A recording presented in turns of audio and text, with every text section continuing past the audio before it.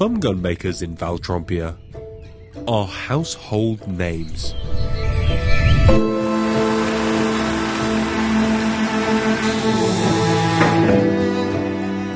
RFM is not one of them. Up until recently, I was only vaguely aware of their existence.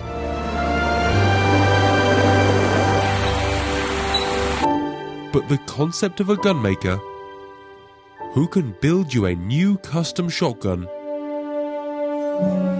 for as little as $2,500, with this sort of service usually being 10 times this much money, had me intrigued enough to get on a plane to find out more. The phrase small family business can sometimes just be a synonym for underwhelming. This place is anything but that.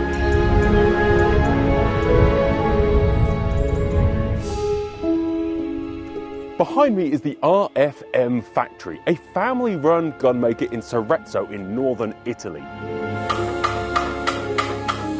They make guns unlike anyone else I've seen yet. Very affordable custom guns. They're pretty unknown, and today we're going to check them out and learn all about them. Let's go. Even the door handles the gun barrel. I love that. As you walk into RFM, you're greeted with branding and a really clean feel, which is unlike a lot of places I've been that make guns or fix guns. Usually in gunsmithing places and gun making places, there's a sense of organised chaos. As you walk in, you've got stock blanks here, woodwork here, and a counter here, because these people are not just gun makers and gun finishers, they have a full service department. So as we go around, you'll see guns from everybody just being repaired. You gotta love how organised this place is. It is the first thing that hits you. This is the stock wall. You've got everything from pre-finished blanks to just plain old wood blanks for full custom work up the top there. You've got a few showcases of parts, and right here, you've got part finished guns. We've seen a few factories together at this point, right, and you'll understand that most guns should have a job sheet. What's real interesting about RFM is that every single job is unique, and so every single job requires an individual job sheet. It's an interesting concept that these guys manage to produce individual guns, very special guns for their clients, but at a price which is way more affordable than most, and that's really going to be interesting to see how they manage that. Moving on, we have barreled actions and actions ready to be stuck onto barrels and the benches which they are done at right there. And next door is the magic workshop where general repairs happen. This is sort of very similar to the bench I spent years at. Little beige with loads of different guns from loads of different gun makers, all ready to have something done. You've got everything here, Rizzinis, Pirazzi's, Berettas, everything from the Valley. There's even a Browning over there. I don't know why this excites me so much. I think it's because it just means that these people deal with end users and real customers on a daily basis, and so they're getting that live feedback, which many gun makers don't have, I guess. It also exposes them to new and good ideas and common problems with other guns, and I guess in my head that allows them to have a more pragmatic view on gun making. Let's go to my favourite bit, stocking. Everything here is done by hand. It's not to say they don't use CNC machine parts and other parts, but these guys outsource to make it more efficient. And I kind of like that everything here is that final stage, that hand craftsmanship. It means there's a bit of a vibe. I hate the word vibe, but there is a vibe.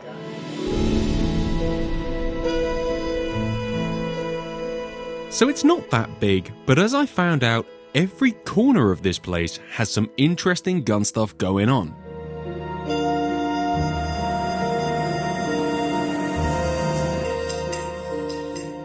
Whether that's gun fitting, stock finishing, action filing, engraving, or just some obscure old gun being repaired.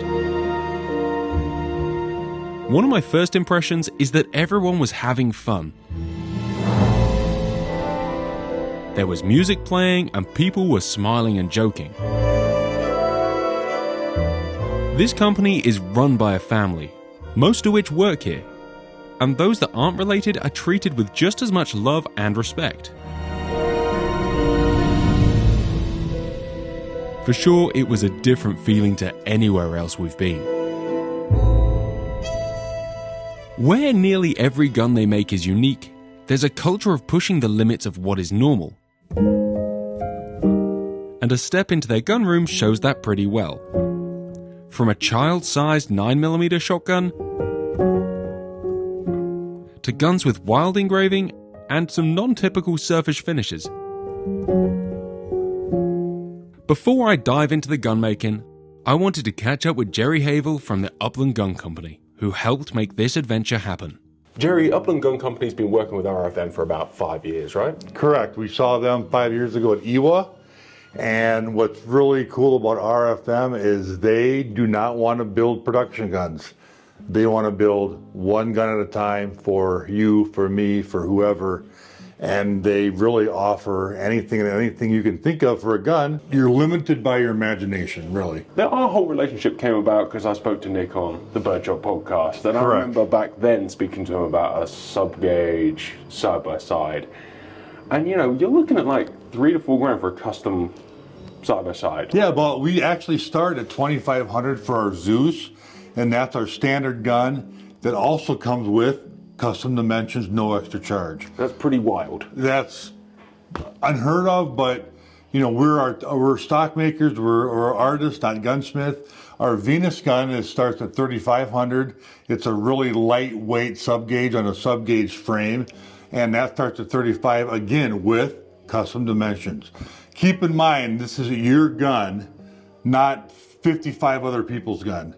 It's your gun. And you want your dog picture, you want your initials on the gun. It's 100% about you, not about me and some factory picking what you want. You know, we basically brought a family heirloom down to the average outdoorsman, women, sporting clay person, what they can afford, and build it to what they want.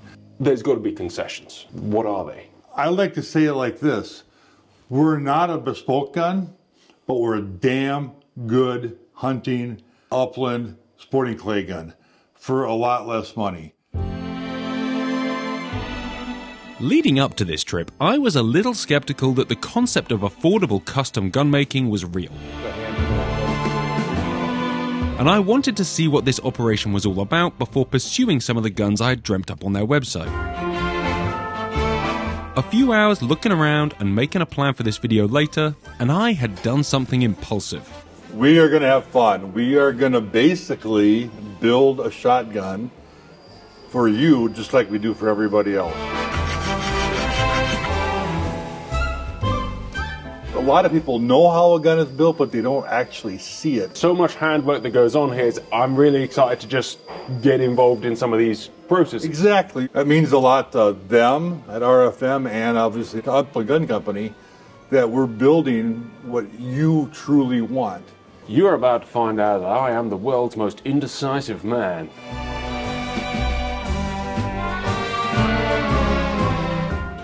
Venus or Zeus? All right, so for the type of stuff that you like to do, I would recommend a Venus. Okay. Our Zeus is a little heavier receiver, kind of geared for a little heavier ammo, whatever, a little higher weight. Probably the place I've just taken over and under anyway. Right, and a Venus is more of a traditional upland gun, lightweight, Skinny receiver. English receiver. That is one of these scroll back action, slightly rounded, trigger plate workings. Yep. Box lock book. Very clean and simple, stood the test of time. Nice. Yep.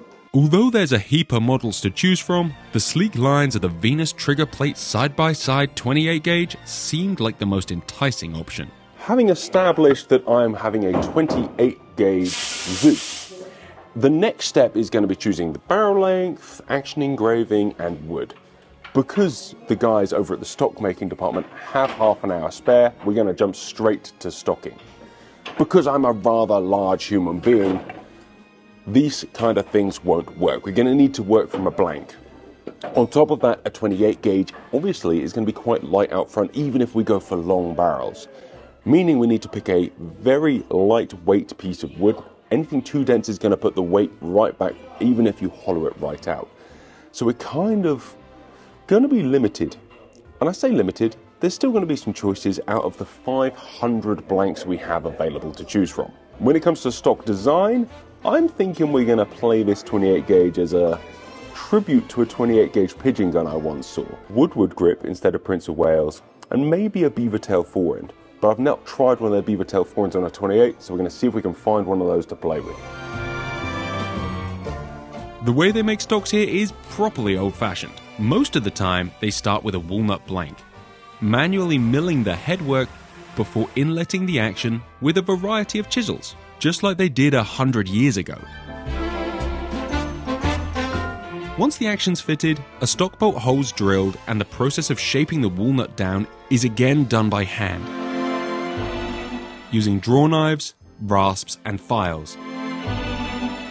After a quick layer of grain sealer, trigger guards and ovals are inlet and a matching forend is found, before each stock is meticulously hand oil finished, with around 30 coats applied.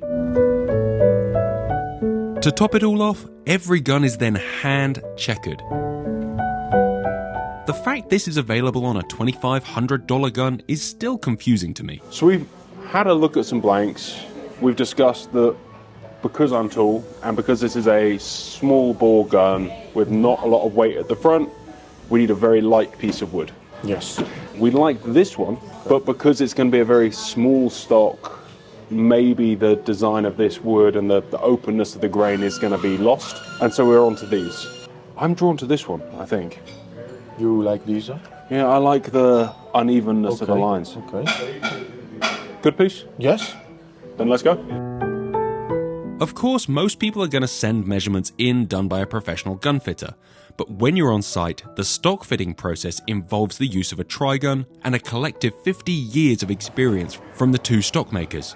So we've just found a gun that's similar to the one we're going for. I love this beaver tail forend. I didn't think it was going to be my thing, but I think we'll go with one of these. That's nice. You are a little bit inside. Yep. With your eye. And With the whatever you want attitude here, I decided to go for a Woodward grip with conventional game gun lines. And after trying the beaver tail forend on the 28, I opted for that in a heartbeat. side of the trigger. We can just bring that back Along a little the bit, trigger yeah. one. But the radius is nice, Okay. I think. Within a few mounts, Dami confidently said he was ready to draw up measurements. You'll remember last year I went and had a full gun fit. I measured up all my custom stocks and then had myself measured on a tri-gun. Dami has had one look at me with that tri-gun, just a customer's gun that's being built. And he's now writing down the measurements he thinks I need from just looking at me mounting that gun. We're going to let him do that, and then we're going to compare that to my other measurements. I am fascinated to see that a man who has worked here for years and built thousands of gun stocks, how quickly, just by looking at me with the wrong gun, how close he is to knowing what the right one's going to be. From a few moments holding a gun that didn't fit, it turned out Dami had gotten my measurements pretty identical to those of a recent fitting session. Lots of people put cast on to compensate for my fat face. Yes, also. No, it's not fat. It's Handsome? Extremely handsome. yes. The comb was a little lower to make it more instinctive for hunting, and the cast a little less as the comb will be much thinner than any sporting gun. My gut told me to trust these guys and not change a thing. The paperwork all complete, it was attached to the blank and set aside in the queue to be worked on at a later date. Of course, it would have been nice to watch it be realised then and there, but I was happy enough to sit and watch these two working, appreciating that my stock would be getting the same treatment down the line. Whilst watching this, I'd also been watching Valentina, RFM's in-house engraver.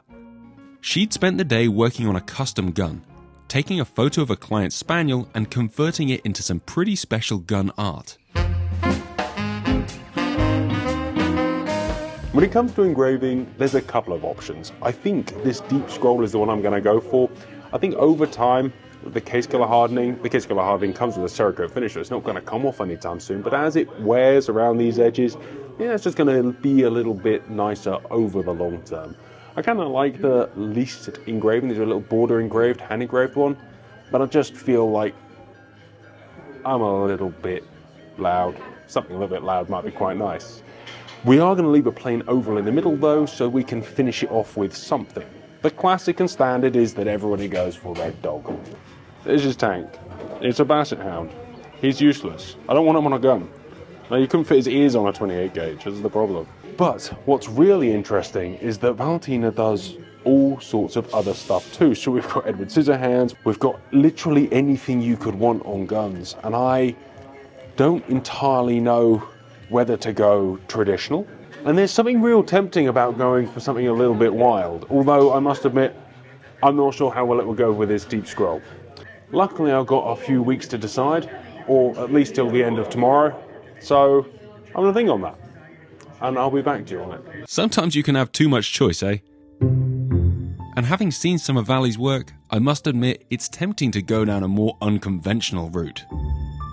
Everybody here has just gone on break, but I was just watching a guy hand checkering a rib. This place is full of gun making magic. As you've seen, there is no CNC machines. It's obvious that these guys outsource, and they outsource to people in the valley. They're not buying from other countries. These are Italian built guns. But outsourcing those actions means that they actually have more room for hand finishing, and I'd rather they outsource the barrels and actions than outsource the craftsmanship that you get here. This is a gun finishing house. They will take a barreled action and they are a long way from finished, and they will put your stamp and their stamp on it. And it's definitely a magic feel. You get a piece of this family when you buy one of these guns, for sure. Simply put, the split at RFM is quite cool. If it's machining, it's outsourced. If it's handwork, it's done in the factory. Anyway, with so many custom options on offer, and with some decisions of my own made, Jerry had me run my choices onto the online gun builder to see if I was happy, or whether I'd made too much of an odd fish. Luckily, years of looking at guns and learning about gun design hadn't made a bad looking thing. And basically what we get to do is create start configuration, a 3D view. Hey, that's clever, isn't it? Haze color?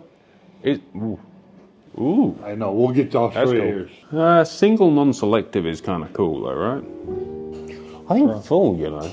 Huh? I think full. Yeah. Epic. So what happens now, once you fill all this out, I get a copy and you get a copy. Me, Nick, or Dan call you. And talk through your options. The industry has done a bad job for the last 50 years of forcing one size fits all for women, for men, and for kids. In England, you know, gun fit's a bigger deal than it is in the States. Yeah. But in the States, no, they don't talk about it. You grab your Remington 1100 and you go out and shoot. Whatever. Yeah. But now with some of the other, even the old Parkers and LCs were stocked so low, and I grew up shooting a Parker. I mean, I got my custom gun fit, and it's like off by 1.5 inches, and it drops 2 inches. And I could shoot it, but not like I can shoot a gun that actually fits me. And so when people see that, we have a lot of customers on their second, third, fourth gun already. Not because of the gun, it's because they've had so much success with the quality of gun fit. It's cool. It's a really cool opportunity. Guys, we're just saddling up a couple of guns to go to the shooting range and actually try some of these things. I've shot their side by side before, and it was a great gun. But I'm excited to try their 12 bore over and under, compare it to some of the things I've shot before. And this whole experience has been pretty good so far, honestly. I've really enjoyed every moment. I was a bit nervous coming here, kind of skeptical that these guns would just be cheap, because they are relatively inexpensive for the amount of customization you can put into them. And I think where it is a small, flexible family company, they just can offer that service for less. They have less fat, less meat to be worried about at the top. Everybody's involved. The managers are just there sweeping, helping out, and everyone's working. And working for the passion of guns. Guys, enough waffle, let's shoot. The only problem is that sporting clays are pretty rare in Italy. So we headed to a range with something as close as we could find. And before we shoot, it's probably wise to show you what a complete gun from these guys actually looks like. So welcome to Betolino Shooting Ground, where we're going to have a play with a few of these finished guns. And it seemed wrong to not actually look over a complete gun because we haven't really done that yet. And there's no better gun to start with the one that I am getting. And that is a Venus 28 gauge. This is not a standard gun. As standard, they're 3500. This one is about 4500. You've got a straight stock, which is extra, a long trigger guard that is extra, all the furniture is black, the action is case hardened, and it's fixed choke. Although fixed choke comes as standard in the price, and multi-chokes are charged at more, which is unlike every other gun maker, and I can get behind that. I like it. Starting at the back, we have a wooden butt plate. That is an extra. They come with a rubber one in 3 different colours out of choice. This is the standard wood stock. Extra grades cost more money, obviously, but honestly, for standard grade wood, pretty nice, right? Obviously helped by the fact it's got that hand-rubbed oil finish, which there are so many easier ways these guys could do things, and they don't do it that way. It's kind of old-fashioned, and that's not a bad thing for a community and a person, certainly myself, who kind of likes old-fashioned things. There's something about double guns that invokes that kind of nostalgic feeling, right? And so why not have a gun that's made in a nostalgic way? The gun is hand checkered, love that. You have a safety catch, and on this double trigger gun that's non-selectable, obviously, and on the single trigger it can be selectable or non-selectable. I've said this many times, non-selectable single triggers are nice. I like a safety catch without all the stuff on. It's just a sleeker looking thing. Top lever is blacked, and the action is scaled 28 gauge action. Under the action is the standard engraving. You've got light scroll bordering. It's just classy. I think, you know, if you put it at 10 yards, you could have said it's any UK or USA made box lock shotgun. The scroll back giving away that it's a bit more modern, but I just like how it kind of blends in, but it is modern and steel proofed, and that counts for a lot as well. You've got 30-inch fixed choke chopper lump barrels. You gotta love chopper lump barrels. You could argue monoblocks and chopper lumps till the cows come home. It's a nice thing. It's different, and that's cool. Yeah. This particular gun has a splinter forend. As you know, I went for a beaver tail, and I'm really looking forward to that one coming because this is a small, sleek gun, and I'm not a small, sleek man. We are going to shoot this, but not first. First, I'm going to take a 12-bore over and under out the SK1, just so I can get a basis for comparison on what their normal guns are versus all the other normal guns I've got. Let's go shoot.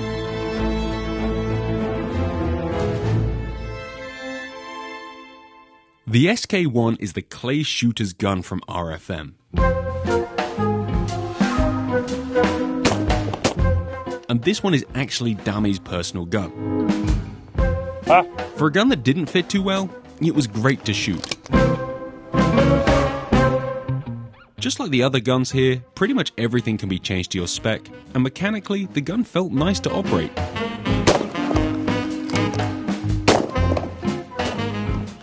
I'd like to spend a bit more time with one of these, but first impressions were great. It's lightning quick. I can't help but kind of be endeared to it. Just about regulating the speed there and finding some form. With limited time to play, I was keen to try something less sensible. Done with the over and under, it's a great example of an over and under. I can't help but want to shoot this, mostly because the model is called the Ugly Duckling. It obviously doesn't come as standard with the TSK, it comes with a standard wood stock. It's a high-ribbed side-by-side. What's kind of interesting is this rib that they've had made has a weight system inside, so when they lay the rib, they can increase the weight of your barrel to whatever you want. I've no idea whether they're going to like it. There's only one way to find out. Let's shoot. The BRTA is a side-by-side target gun.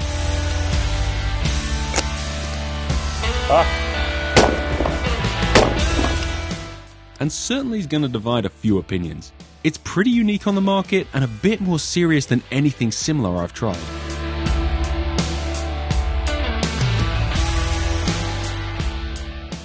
I tell you what, this is a really special thing. I've only shot about 10 or 15 shots through it so far, but it's unlike any side-by-side I've ever shot. This is a proper unique offering to the market, right? Very cool. Oh! That was a properly cool experience. There aren't many experiences with shotguns left that kind of leave me feeling a little confused and I can't relate to much else. This is one of them. I appreciate that this isn't for everybody, right? But if you're after a clay shooting side-by-side or a live pigeon side-by-side, or just a side-by-side that feels a bit like an over and under that's also kind of affordable and cool, how can you not think that is something a bit special? Yeah, I don't know if I have the minerals to turn up at a shoot with something like this, because people would actually assume that I knew what I'm on about. But I know it's the side-by-side that would make me actually half decent with a side-by-side. Now we're going to move on to a 5 1/4 pound 28 gauge. It's going to take a little winding back to get used to that. Swing, baby. Keep your head down and swing. Usually Americans just say, don't miss. Well, my favorite line is wood on wood. That's his favourite activity. Wood on wood, Johnny C. 1-0. Crack on. 1-0. 1-0. You know what we're going to call it? Johnny Carter misses. A few shots in and I was feeling very confident that this was the right 28 to finally add to the cabinet. What's the game? You know what? I'm a bird hunter, right? I hunt birds for a living. Wait. Well, it's perched, not played. Yeah. What do you think of the weight of that little Venus? It's actually really manageable. Yeah. That 30-inch in the fixed choke. Obviously, these guys hand build everything, so they actually, from what I've seen, they balance everything as well. It's like a weird attention to detail. That's everything the is treated key. like an Olympic gun. You're 100% right. The attention to detail and the balance of a real light gun, especially when you're bird hunting, makes all the difference in the world. Yeah, it's not too left-hand heavy, so you're not over-punching. Or too light, or too whippy. Yeah, it's kind of relatable. I'm not going to talk too much because I've got to shoot a slightly harder target. You're going to shoot, you're going to miss a slightly harder target? And last time you spoke up and talked up your game, you missed spectacularly. It shot well, felt well built, and the guys who made it were cool. More importantly, I was beating Jerry, which felt even better. Well,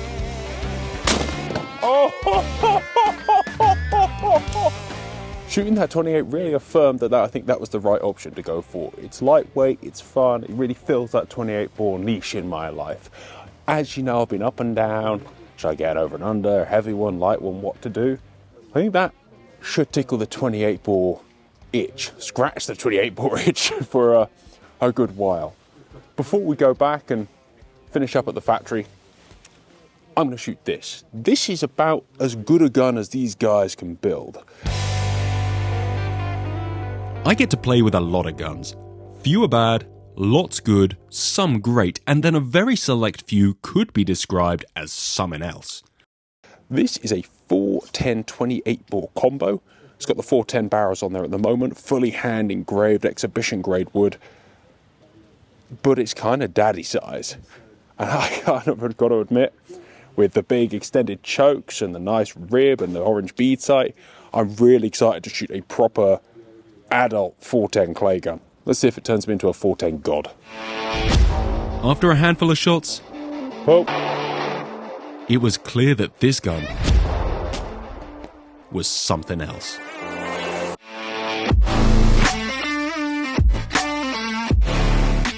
I mean, having just put a full stop at the end of one obsession, I may well have just sparked another. Your shooting is probably better than than everything some of else. the other guns today. Oh yeah. And I don't know why. If it's the stock's a little longer. The stock is a nice fit. It's a little sure. bit longer for you. Obviously the balance of the swing, but It is and you smooth. could tell the very first target is a tough target, Yeah. and you knocked it out of the park. You're hitting them square. Yeah, with a 18 gram of nothing. That's a testament of more of the gun than you. Yeah, thanks. It feels like an expensive gun, and you get so many pretty guns that are just pretty. This shoots how it should. Oh. And it turned out there was a good reason for that. This gun, the owner, whoever, win the Italian Championship of 10 in Italy with this gun. So it is just the gun. Yeah. There you go. This gun won the Italian 410 championships.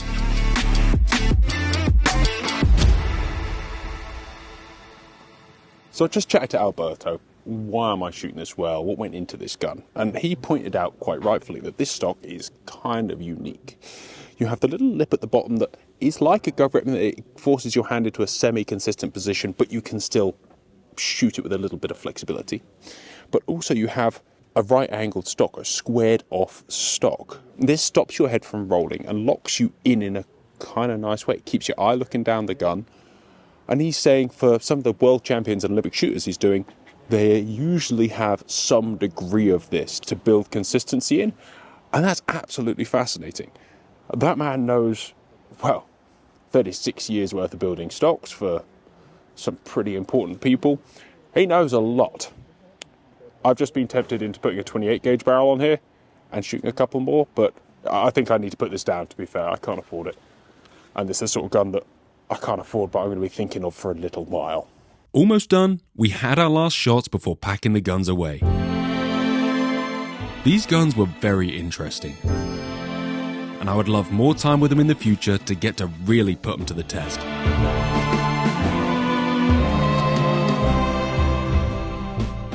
Guys, thank you so much for having us and showing us the factory and taking us shooting and just involving us in both of your families.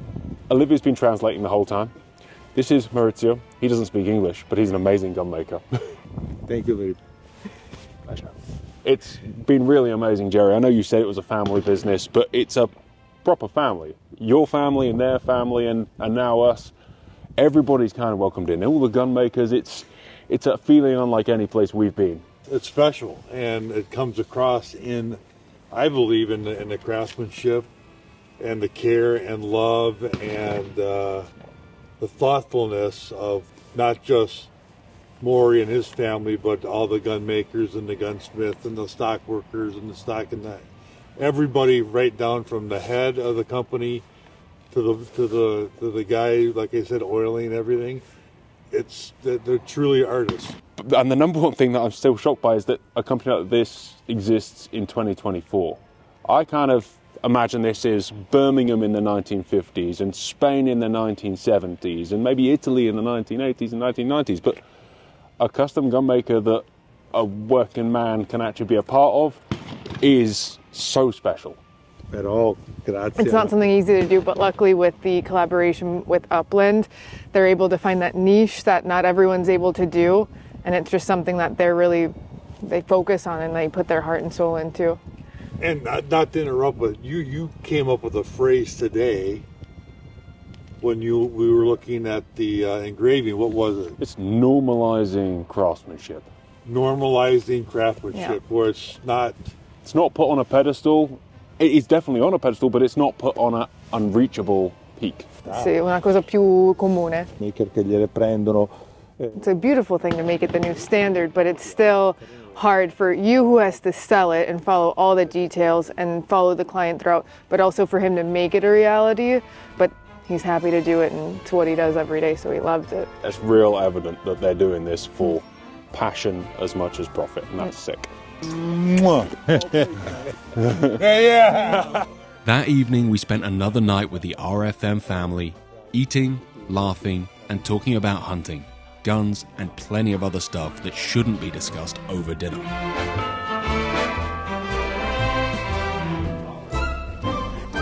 This family unit lives and breathes gun making, clay shooting, and hunting, and they were a pleasure to hang out with.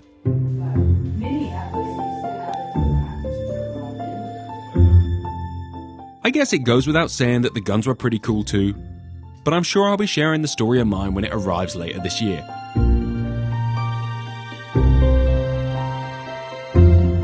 After some deliberation, I rather romantically think that the reason I was so excited at the start of this trip to see that they do general gunsmithing work is that these guys deal with end users every day. Meaning that the customer is a very real person to them. Even now, sat at home in England, I'm still a little confused at how RFM can offer the service they do. I genuinely thought this sort of gun making was dead, and I, for one, I'm glad that it's not.